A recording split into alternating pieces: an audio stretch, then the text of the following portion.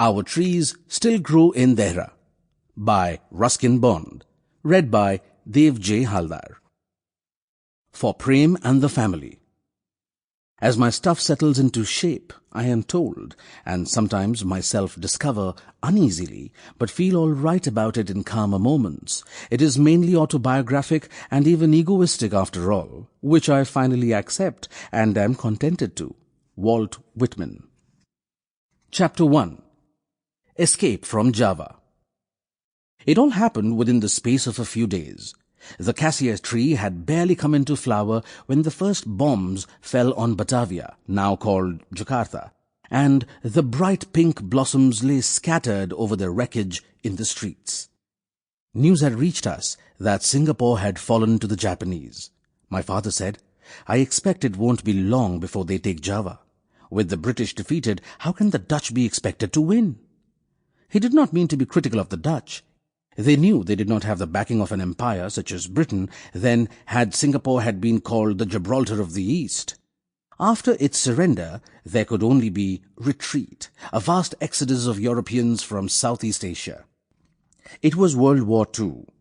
What the Javanese thought about the war is now hard for me to say, because I was only 9 at the time and knew very little of worldly matters. Most people knew that they would be exchanging their Dutch rulers for Japanese rulers. But there were also many who spoke in terms of freedom for Java when the war was over. Our neighbor, Mr. Hartono, was one of those who looked ahead to a time when Java, Sumatra and the other islands would make up one independent nation. He was a college professor and spoke Dutch, Chinese, Javanese and a little English. His son, Sono, was about my age. He was the only boy who I knew who could talk to me in English. As a result, we spent a lot of time together. Our favorite pastime was flying kites in the park. The bombing soon put an end to kite flying. Air raid alerts sounded at all hours of the day and night, and although in the beginning most of the bombs fell near the docks, a couple of miles from where we lived, we had to stay indoors. I don't remember if there were any trenches. Perhaps there hadn't been time for trench digging, and now there was time only for digging graves. Events had moved all too swiftly, and everyone, except of course the Javanese, was anxious to get away from Java. "Where are you going?" asked Sono, as we sat on the veranda steps in a pause between air raids. "I don't know," I said. "It all depends on my father. My father says the Japs will be here in a week, and if you're still here, then they'll put you to work building a railway." "I wouldn't mind building a railway," I said. "I wouldn't mind building a railway," I said. "But they won't give you enough to eat, just rice with worms in it, and if you don't work properly, they'll shoot you." "They do that to soldiers," I said. "We're civilians." "They do it to civilians too," said Sono. What were my father and I doing in Batavia when our home had been first in India and then in Singapore? He worked for a firm dealing in rubber, and 6 months earlier he had been sent to Batavia to open a new office in partnership with a Dutch business house. Although I was so young, I accompanied my father almost everywhere. My mother left when I was very small, and my father had always looked after me.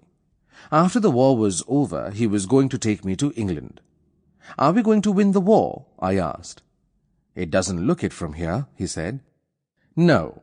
It didn't look as though we were winning. Standing at the docks with my father, I watched the ships arrive from Singapore, crowded with refugees, men, women and children, all living on the decks in the hot tropical sun. They looked pale and worn out and worried. They were on their way to Colombo or Bombay. No one came ashore at Batavia. It wasn't British territory, it was Dutch, and everyone knew it wouldn't be Dutch for long. "Aren't we going to?" I asked. "Sono's father says the Japs will be here any day." "We've still got a few days," said my father. He was a short, stocky man who seldom got excited. If he was worried, he didn't show it. "I've got to wind up a few business matters, and then we'll be off." "How will we go?" "There's no room for us on those ships." "There certainly isn't, but we'll find a way, lad. Don't worry." I didn't worry. I had complete confidence in my father's ability to find a way out of difficulties. He used to say, every problem has a solution hidden away somewhere. And if only you look hard enough, you will find it. There were British soldiers in the streets, but they did not make us feel much safer. They were just waiting for troop ships to come and take them away. No one, it seemed, was interested in defending Java, only in getting out as fast as possible. Although the Dutch were unpopular with the Javanese people, there was no ill feeling against individual Europeans. I could walk safely through the streets. Occasionally, small boys in the crowded Chinese quarter would point at me and shout, "Orang Balandi!" Dutchman. But they did so in good humor, and I didn't know the language well enough to stop and explain that the English weren't Dutch. For them, all white people were the same, and understandably so. My father's office was in the commercial area, along the canal banks. Our two-storied house, about a mile away, was an old building with a roof of red tiles and a broad balcony which had some stone dragons at either end. There were flowers in the garden almost all the year round. If there was anything in Batavia more regular than the bombing, it was the rain, which came pattering down on the roof and on the banana fronds almost every afternoon. In the hot and steamy atmosphere of Java, the rain was always welcome.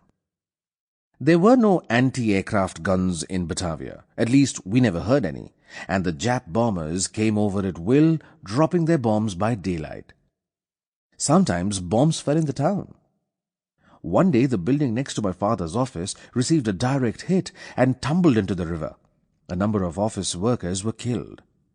The schools closed, and Sonu and I had nothing to do all day except sit in the house, playing darts or carom, wrestling on the carpets, or playing the gramophone.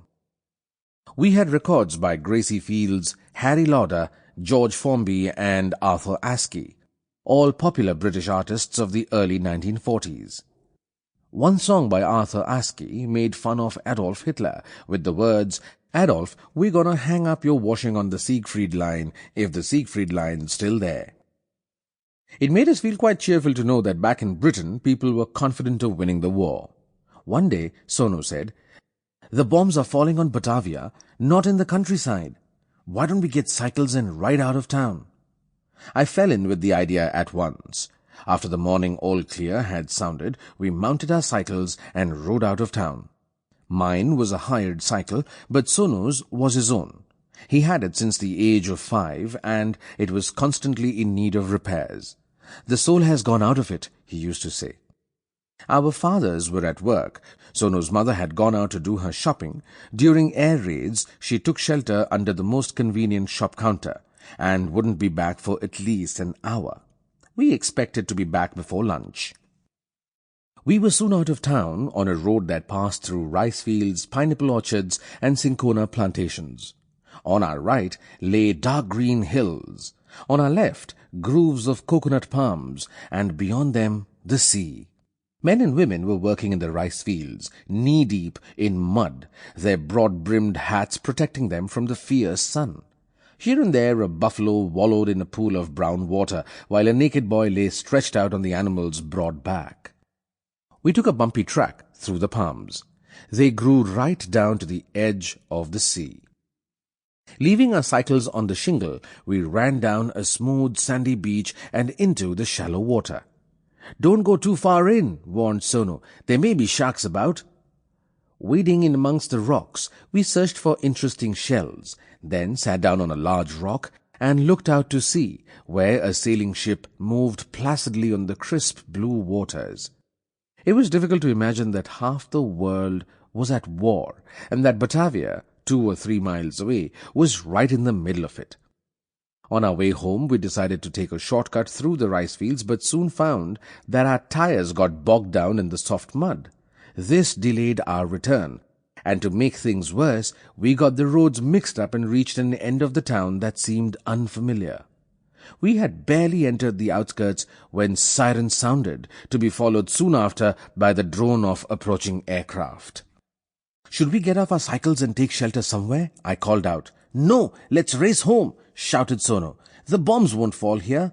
But he was wrong. The planes flew in very low. Looking up for a moment, I saw the sun blotted out by the sinister shape of a Jap fighter bomber. We pedaled furiously, but we had barely covered 50 yards when there was a terrific explosion on our right. Sample complete. Ready to continue?